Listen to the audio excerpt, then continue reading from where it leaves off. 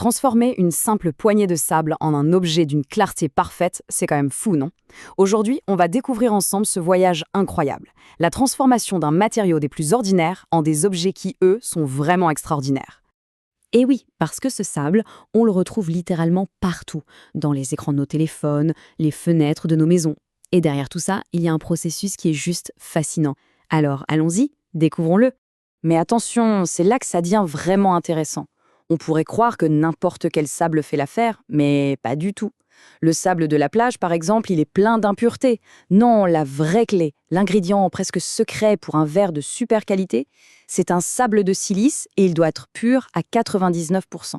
Bon, et comme dans toute bonne recette, tout commence par les ingrédients. On va donc s'attaquer à la première étape qui est absolument cruciale, la préparation. Pour arriver à cette fameuse pureté de 99%, le sable y passe par un sacré nettoyage.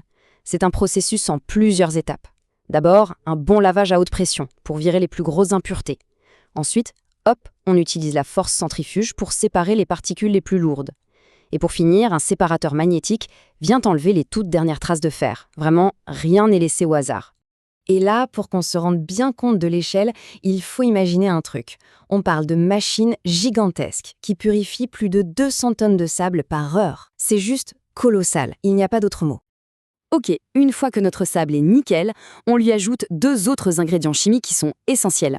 Le premier, c'est le carbonate de sodium. Son rôle, il va permettre au sable de fondre à une température plus basse, ce qui est très pratique. Et le deuxième, c'est le carbonate de calcium.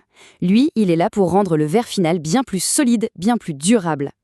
Allez, on passe maintenant à la partie la plus spectaculaire du processus. C'est l'épreuve du feu. Le moment où notre mélange va affronter une chaleur absolument extrême. Ce mélange, il est littéralement envoyé dans une fournaise à gaz gigantesque. Et là-dedans, la température atteint un niveau quasi inimaginable, 1650 degrés Celsius. Juste pour qu'on se représente bien ce que ça veut dire, 1650 degrés, c'est plus chaud que la lave qui sort d'un volcan. C'est dingue. Et c'est précisément dans cet environnement infernal que la magie va opérer. Dans cette fournaise, il faut attendre 24 heures, une journée entière pour que le sable, petit à petit, fonde complètement. Il perd sa forme de grain pour devenir un liquide rougeoyant un peu comme de la lave en fusion. Bon, on a notre verre en fusion. Maintenant, la question c'est comment on passe de cette soupe incandescente à un objet solide. Eh bien, on va voir que ça se fait avec une vitesse et une précision assez incroyables. À ce stade, tout est automatisé. Imaginez des gouttes de ce verre en fusion, dosées à la perfection, qui tombent dans des moules. Puis un simple souffle d'air comprimé, et paf, en une fraction de seconde, on a une bouteille, un bocal parfaitement formé. C'est presque magique. Et grâce à cette automatisation ultra précise, une seule usine peut produire des volumes juste énormes. On parle de centaines de milliers de bouteilles ou de bocaux par jour. Mais ce n'est pas fini. Il y a une autre étape super importante, le refroidissement. Le verre est encore tout chaud, tout rouge, et il faut les refroidir, mais très très lentement. C'est une technique qu'on appelle le recuit. Pourquoi ? Parce que si on le refroidit trop vite, la tension à l'intérieur serait telle qu'il exploserait en 1000 morceaux. Juste avant d'emballer tout ça, chaque pièce, sans exception, passe au contrôle qualité. C'est une ligne d'inspection hyper high-tech. Des caméras, des capteurs optiques, tout est là pour débusquer la moindre petite fissure, la plus petite bulle d'air. Et si un objet a un défaut, il est automatiquement éjecté. Alors justement, on peut se demander qu'est-ce qu'on fait de tous ces objets en verre qui ont été rejetés. Eh bien, leur voyage ne s'arrête pas là. Au contraire, il commence une toute nouvelle vie. Parce que dans l'industrie du verre moderne, le mot d'ordre, c'est zéro déchet. Rien n'est gaspillé. Le recyclage, c'est génial pour l'environnement, bien sûr, mais aussi pour économiser de l'énergie. C'est beaucoup moins énergivore de refondre du verre déjà fait que de partir du sable brut. Du coup, c'est simple. Les pièces qui ont été refusées, ou même les vieux contenants qu'on a triés, tout est collecté, broyé en tout petits morceaux, et hop, on le remet directement dans la fournaise avec le sable neuf. Et la boucle est bouclée, le voyage peut recommencer à l'infini.